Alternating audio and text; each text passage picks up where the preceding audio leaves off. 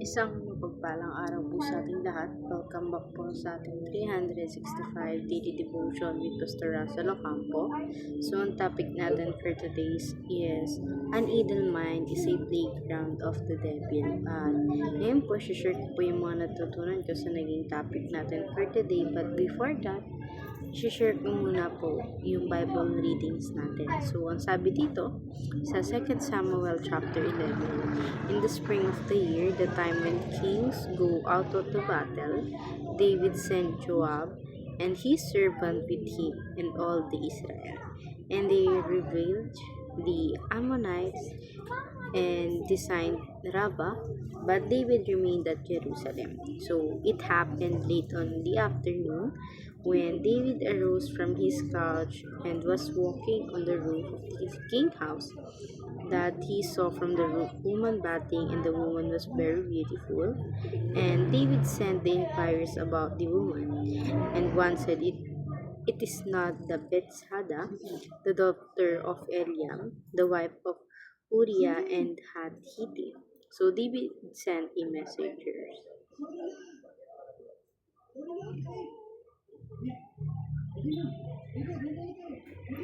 So, ayun, sa Tagalog, ang sabi dito, sa pagsibol ng taon, ang panahon ng mga hari ay lumabas upang makipaglaban.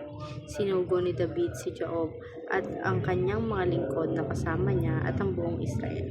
Kailangan isinanta ng mga Amonita at kinubkob ang Rabbah. Ngunit si David ay nanatili sa Jerusalem. Isang dapit hapon, nang si David ay lumabas mula sa kanyang higaan at naglakad sa bubungan ng bahay ng hari, nakita niya mula sa bubungan ng isang babaeng naliligo at ang babae ay napakaganda. So, nagsugo si David at nagtanong tungkol sa babae. At ang sinabi ng isa, hindi ba ito si Bathsheba na anak ni Eliam? At ngayon po, share ko po yung topic natin for today. So, natutunan din sa naging topic natin. So, nagsimula tayo sa ating teaching. First teaching, David's idle mind became fertile soil for evil. So, yung pag-iisip ng masama ni David dun sa babae na yun, sa asawa ni Hittite. So, isa nang nagbunga na yung makamundong kasalanan niya, hindi lang sa pag-iisip, kundi sa pangsarili niyang katawan. So, sa ating second teaching naman, David committed adultery and murder. So, si David, kahit na sugo siya ng ating Panginoon Kristo, nagkaroon siya ng kasalanan, and yung pakikipag-apid sa isang taong may asawa na, and bukod doon, pumatay din siya ng tao. So, sa ating third teaching naman, David displeased the Lord. So, parang hindi niya binigyan ng maayos na pakikitungo sa Panginoong Kristo sa buhay niya, di ba? And by that, hindi niya inisip kung anong kayang gawin ng ating Panginoon. And hindi niya inisip yung kabutihan binigay sa kanya ng ating Panginoon. So, dadako tayo sa ating application. First application, do not idolize Christian leaders.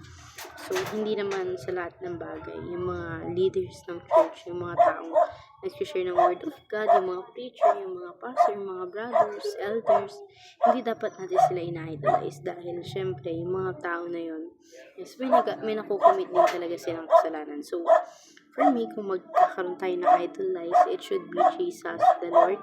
Syempre, siya yung tao or nagkakaisa isang tao dito sa mundo na hindi gumawa ng kasalanan, di ba? So, sa ating second teaching naman, do not let your mind and heart remain hidden. So, huwag natin palaging hayaan na yung puso't isip natin yung manalo na even though alam natin masama yung mga bagay na yun, patuloy natin pabawagiin sa sarili natin. So, huwag natin hayaan na mangyari yun.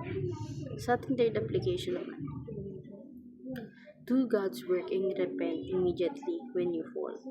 So, yung gawa ng ating Panginoon sa Kristo, dapat tinitignan natin siya as a precious gift ng ating Panginoon at huwag tayong mahulog sa patibong ngayon. So, dadako tayo sa ating discussion. How does sin multiply when the fail to repent immediately? Para sa akin kasi, kung gumawa ka ng kasalanan and hindi mo talaga siya napagsasisiyan ng buhay mo, alam natin na hindi ka bibigyan ng ating Panginoon sa Kristo ng kapatawaran, lalo na kung hindi bukal sa loob ng puso mo paghingi ng tawad mo. So, ayun lamang po for today's discussion. Thank you for watching.